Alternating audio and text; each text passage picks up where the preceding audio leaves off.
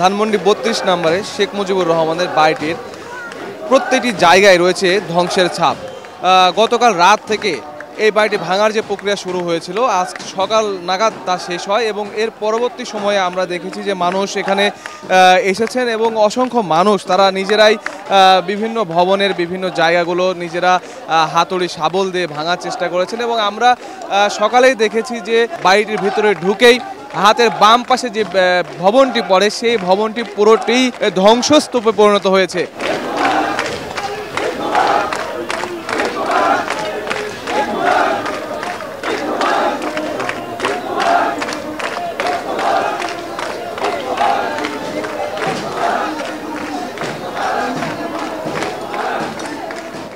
আমরা ভবনটি দেখানোর চেষ্টা করছি এবং আমরা ভিতরে ঢুকে প্রতিটি ভবনের অবস্থা কি সেটিও দেখানোর চেষ্টা করব।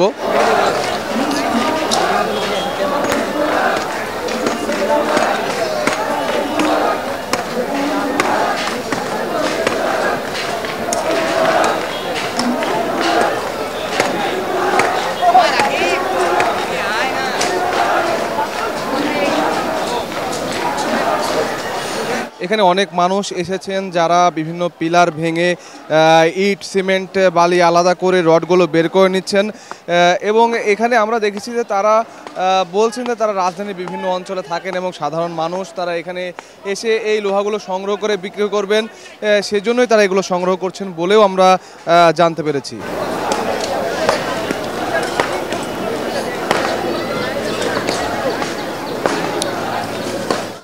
আমরা একটু কথা বলার চেষ্টা করি যারা এখানে কাজ করছেন তাদের সঙ্গে। ভাই, আপনি কখন থেকে এখানে কাজ করছেন? আমি সকাল হইতে কাজ করতে আছি। সকাল থেকে কাজ করেছেন, মানে পেয়েছেন কিছু? মানে রড ছুড়াইছি, রড আবার আরেকজনের চুরি করে লই যায়, আমার চুরি করে লই গেছে। এখন কি আপনি আবার চেষ্টা করতে আছি, যদি পারিনি না ফেললে নাই। এখন পর্যন্ত কি কিছু পেয়েছেন নাকি আসলে এই রডে ভাঙতেছে আর কিছু পাই না? না, আমার খারাপ লাগছে। আমার খারাপ লাগছে, বাট আমার খুব ভালো লাগছে। কারণ হচ্ছে আমরা যেটা চাচ্ছিলাম সেটাই হয়েছে। ফ্যাসিস্ট সরকারের একেবারে নির্মূল হয়ে যাচ্ছে, এটাই আমি চাচ্ছিলাম। অ্যাকচুয়ালি সেটাই নিজের চোখে দেখা। মানে যখন থেকে এই জুলাই বিপ্লবটা শুরু হলো, তো আমরা তো আসলে 71 সাল পাইনি। তো এই 71 সালের অনুভূতিটাই আমি এখন মানে অনুভব করতে পারছি যে 71 সালে আমরা যখন থাকতাম তাহলে এই রকম একটা আন্দোলনের দেখতে পারতাম। তো এখানে মানুষ আসলে এভাবেই কাজ করছেন। আমরা আরেকটু ভেতরে ঢোকার চেষ্টা করি। এখানে যেভাবে পুরো ভবনটি ধ্বংসপ্রাপ্ত হয়েছে এবং এখানে যে ধ্বংসস্তূপে পরিণত হয়েছে, এটি পার হয়ে ভিতরের দিকে যাওয়াটাও খুব সহজ নয়। আমরা ভিতরের দিকে যাওয়ার চেষ্টা করছি।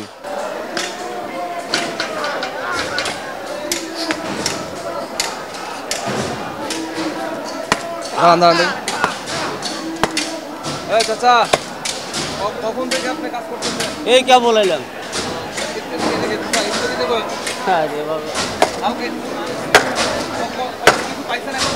না, কে বলাইলাম?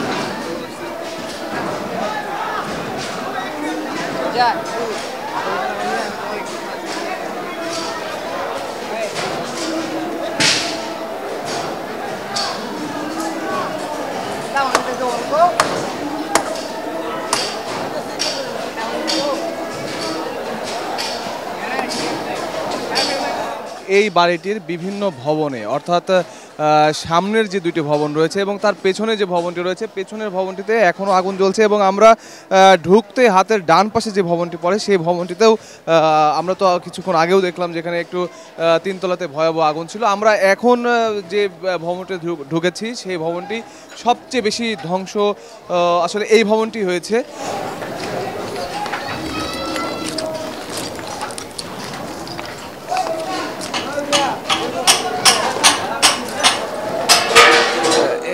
এই ভবনটির এখানে লিফট ছিল এবং সেই লিফটের যে লোহার ধাতব যে লোহা ছিল, এই লোহাগুলো এখন খোলার চেষ্টা করছেন মানুষ।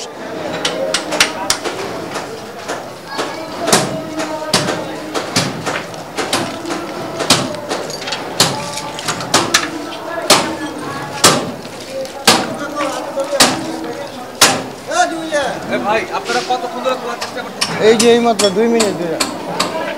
এর আগে তারা আপনাদের লোকটা? জি না।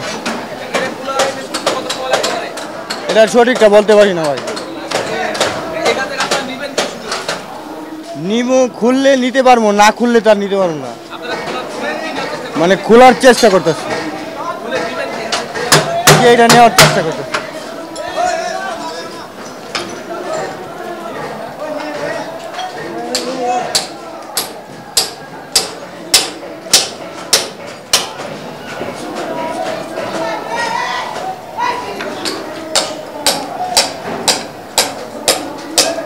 যেহেতু ভবনটি ধ্বংসপ্রাপ্ত হয়েছে সেজন্য বিভিন্ন অংশে মানুষ তারা বিভিন্ন রকমের জিনিস এখান থেকে নেওয়ার চেষ্টা করছেন। কেউ লিফটের লোহার যে দণ্ড রয়েছে সেটি নেওয়ার চেষ্টা করছেন, কেউ দেওয়ালের যে লোহার দণ্ডগুলো রয়েছে বা লোহার যে ধাতব অংশগুলো রয়েছে সেগুলো তারা নেওয়ার চেষ্টা করছেন।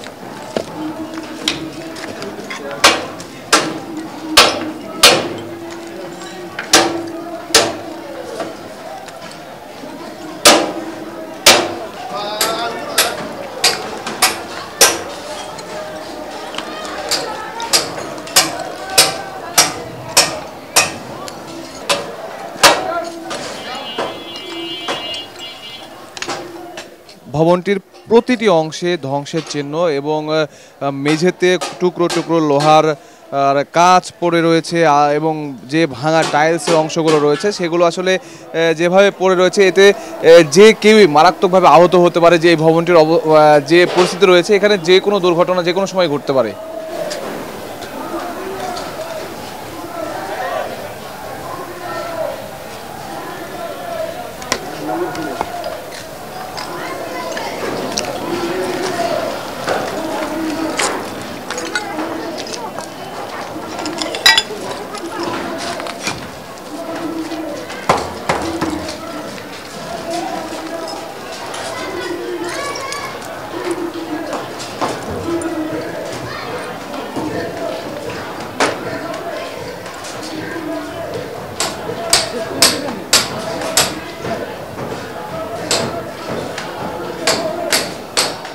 আমরা এখন নিচতলা থেকে দোতলার দিকে যাব এবং দোতলায় যেয়ে দেখার চেষ্টা করব যে সেখানকার অবস্থা আসলে কি। আমার তো ভালো লাগছে তাই 16 বছর চালাচ্ছে। দেখতেছিলাম যে বাইরে ভাঙচুর করছে, এখন সব তো ভেঙে পুরা ধ্বংস হয়ে গেছে, তার কিছু নাই দেখার, যে যেমনি পারতেছে সেই সামনে সব কিছু নিয়ে যাচ্ছে, তো কিছু বলা নেই বিষয়ে।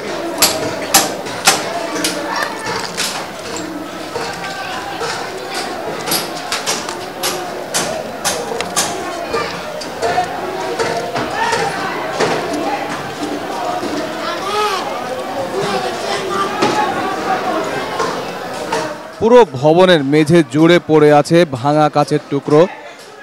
এখানে একটু অসাবধান হলেই এই টুকরো কাচে কেটে যেতে পারে যে কারো পা।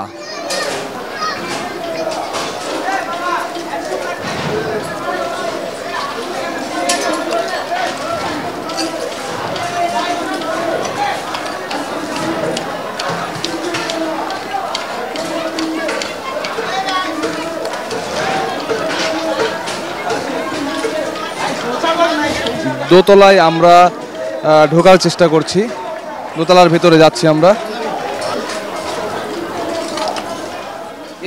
এখানেও সবাই চেষ্টা করছে বিভিন্ন রড কেটে নেওয়ার।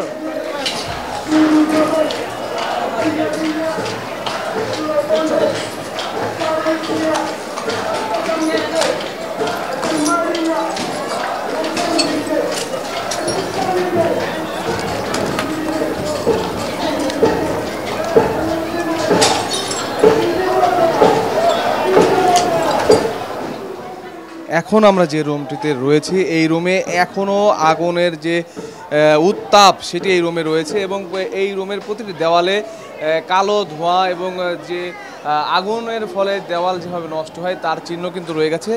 অর্থাৎ এই রুম থেকে কিন্তু এখনও আগুন যে কোনো সময় ধরতে পারে। আমরা যেটা দেখছি যে মাঝে মাঝে ছোট ছোট আগুন জ্বলছেও এবং তাপ পুরোটাই রয়ে গিয়েছে।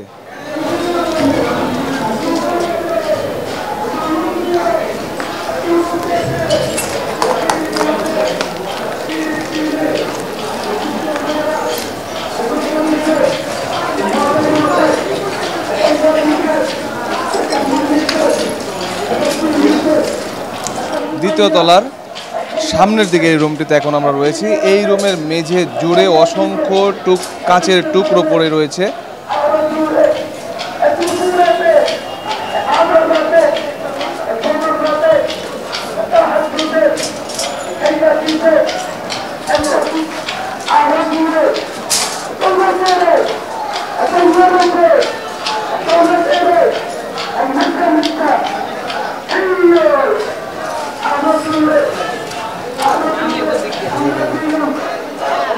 আমরা এখানে একজনকে পেয়েছি, তার হাতে কিছু কাগজও আমরা দেখতে পাচ্ছি, বই সম্ভবত। ভাই, এগুলো আপনার হাতে, এগুলো কোথায় পেলেন? এগুলো ওই বিল্ডিং এ পাইছি ভাইয়া। এগুলো যেখানে পেয়েছেন এগুলো আসলে কি লেখা দেখেছেন কি বইগুলো? না, এটা দেখা হয় নাই, এটা তো শেখ হাসিনার বই। আর এটা এমনিভাবে তো পাইছে, আর এটা একটা ইয়ে আছে, এমনি তো ওইরকম কিছুই না। এটা কি এই বিল্ডিং এ নাকি ওই পাশের বিল্ডিং এ? পাশের বিল্ডিং। এখানে আসছেন কখন আপনি? এখানে কালকের থেকে আছি। জি, কি দেখলেন কালকে থেকে আসছেন? কালকে থেকে কি দেখলাম, শয়তানের বিল্ডিং সবাই ভাঙতে আসছে, আমরাও আসছি। জি, এখন ভাঙার পরে কেমন লাগছে? অনেক আনন্দ লাগতেছে। এটা পুরা গুড়া লাইতে হইব, একবার মাটির সাথে আপনার মিশাই দিতে হইব। এই লোকটারা চিনতে পারতাছি না, এই লোকটারা ওইখানে পাইছি, তার নাম হচ্ছে আপনার এগুলা এই যে সম্পর্ক আছে।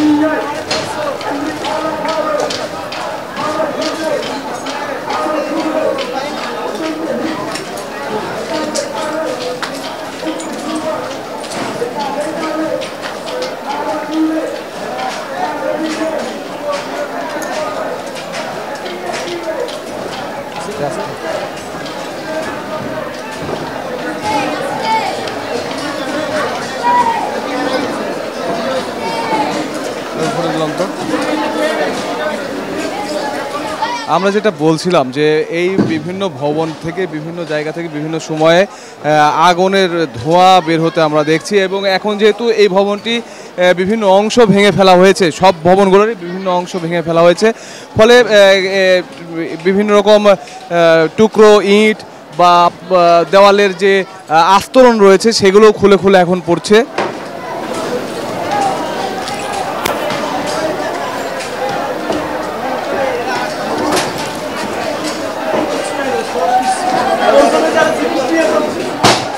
এখানে আমরা দেখছি যে কিছু মানুষ, তারা এখান থেকে সম্ভবত এটা লিফটের দরজার অংশ হবে এবং সেটি তারা খুলে নিয়ে যাচ্ছেন।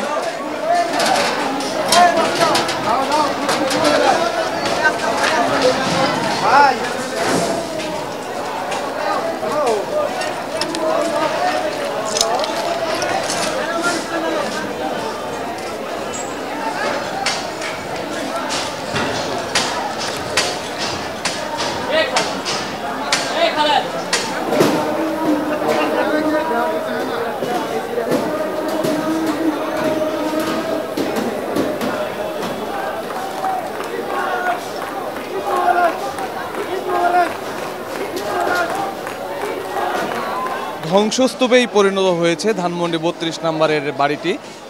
এখন সারা ঢাকা শহর থেকে বিভিন্ন অংশের মানুষ, শ্রেণী পেশা বয়সের মানুষ এখানে আসছেন এবং তারা এখানে কি ঘটছে তার একটি প্রত্যক্ষ সাক্ষী হতেই আসছেন বলে আমাদের জানিয়েছেন। তারা বলছেন ধানমন্ডি ৩২-এ যেহেতু একটি ঐতিহাসিক ঘটনা ঘটে গেল, তারা এই ইতিহাসের সাক্ষী হতে এখানে এসেছেন। আমরা দিনভর এখানে কি ঘটে সেটা দেখার জন্য অপেক্ষা করব, আমাদের সঙ্গে যুক্ত থাকুন।